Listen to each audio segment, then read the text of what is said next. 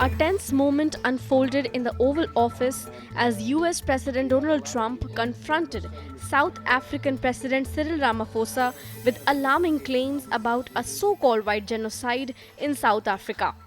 The issue, one that has stirred emotions and divisions, became the focal point of an unusual diplomatic encounter.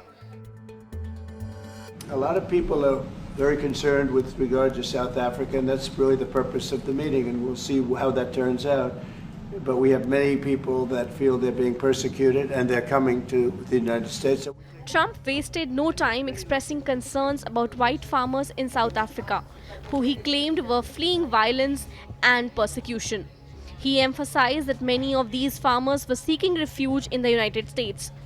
The controversial allegation was immediately followed by the display of graphic videos requested by the US President himself. Generally, they're white farmers, and they're fleeing South Africa, and it's a very sad thing to see. Trump didn't just talk. He showed evidence, playing graphic videos of violent deaths and presenting a stack of articles, all of which he claimed supported his white genocide theory. Oh, look, these are articles over the last few days. Death of people. Death. As Trump aired his concerns, South African President Cyril Ramaphosa sat quietly, absorbing the claims. When asked about the alleged genocide, Ramaphosa remained calm and methodical in his response. I would say if there was Afrikaner farmer genocide, I can bet you these three gentlemen would not be here, including my Minister of Agriculture. He would not be with me. So it'll take him, President Trump, listening to their stories, to their perspective. Ramaphosa pushed back strongly, stating that such claims were not grounded in South Africa's reality. He stressed that the country's government had no policy targeting any race, including white farmers. However, Trump wasn't satisfied, pointing to the footage and the suffering he believed was taking place on the ground. But you do allow them to take land. No. You do allow them to take land. Nobody can take land. And then when they take the land, they kill the white farmer. And when they kill the white farmer, nothing happens to them. The tension escalated as Trump insisted that South Africa's policies were enabling the violence against farmers. But Ramaphosa firmly rejected the accusation, insisting that the problem was one of criminality, not government-sanctioned violence. Nothing happens to them. There is criminality in our country. People who do get killed, unfortunately through criminal activity, are not only white people. Majority of them are black people. Trump refused to relent, insisting that the South African government was turning a blind eye to the violence. He declared that the current situation in South Africa was the opposite of apartheid, a claim that raised eyebrows.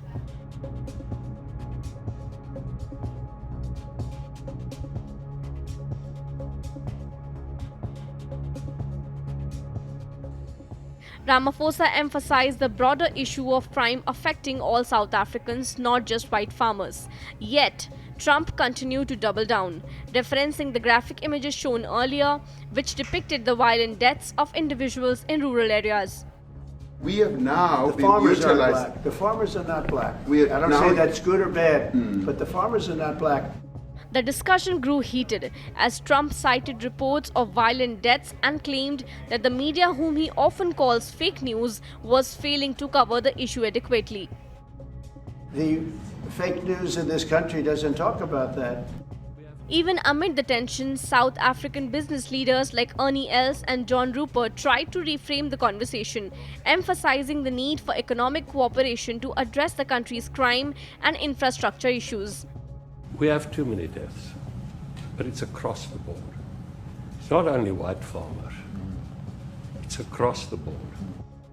Rupert's comments seemed to calm the atmosphere slightly as the conversation shifted to broader issues, including investments in crime-fighting technology and economic development. So there's a lot of coexistence going on and help from a lot of areas. Ernie Els, the famous South African golfer, also stressed the need for cooperation to build the country's infrastructure and bring unity to its fractured communities. The emphasis was now on finding solutions, not just airing grievances. And the problem in South Africa, it is not necessarily about race, but it is about crime. And we think that we are here to say, how do we, both nations, work together to reset, to really talk about investment, but also help us in how we can have the technology and everything that is needed, President. But as the meeting concluded, the diplomatic divide between the US and South Africa became all too clear. The world is watching as these two leaders grapple with a deeply divisive issue that remains far from resolved. What was meant to be a diplomatic meeting focused on strengthening bilateral ties ended up highlighting deep divisions over race, violence, and land reform in South Africa. While Trump's claims remain controversial, both leaders agreed that dialogue and cooperation must continue despite their starkly different perspectives on the issue.